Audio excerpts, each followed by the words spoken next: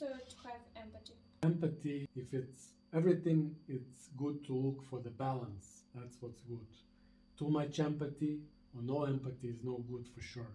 Because person needs to have some empathy, especially it's important for women.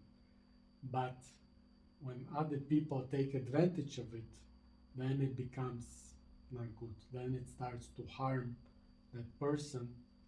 They have this a lot of empathy. Like for example, if you try to help everybody, it's definitely not the best choice, not the best way to realize yourself. And I mean, it's good to have a balance. For example, some of it you transform into your family, empathy, other people. But the problem is when you don't feel comfortable inside, when you go through stress, and we say it, fears lead to stress.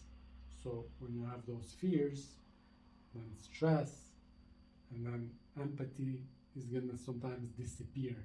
You're not gonna have empathy even toward your children.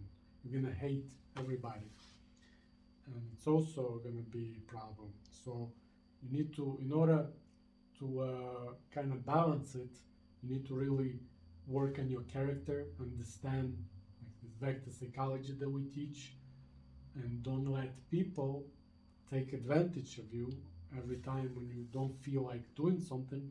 You shouldn't do it, even if it's your relative. Doesn't matter who is this, even if it's your husband.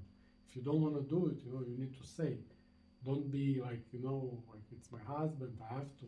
You go to sleep, have sex with your husband, and you don't want it at some time, and you're still doing that, and you live with him because of this too much empathy, you're gonna destroy yourself.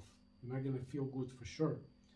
But you need to work with these fears and stress, because fears, they lead to these problems. You're scared to lose your husband, your spouse, relative, relationship, job, anything when you depend on that. For example, if you have children and you don't have husband and nobody is supporting your family, you're gonna have a lot of stress at work because you're scared to lose the job, and it works the same way in relationship and everything. And then it's gonna itch and it is gonna actually suck off your energy. You're gonna feel depleted, like empty inside. You're not gonna have energy to do nothing. And especially now, when you don't have this energy, you cannot fight. Some people can start take advantage of you, and you're gonna have more empathy because you cannot tell them no, I don't want it, I don't like it, I'm not gonna do it.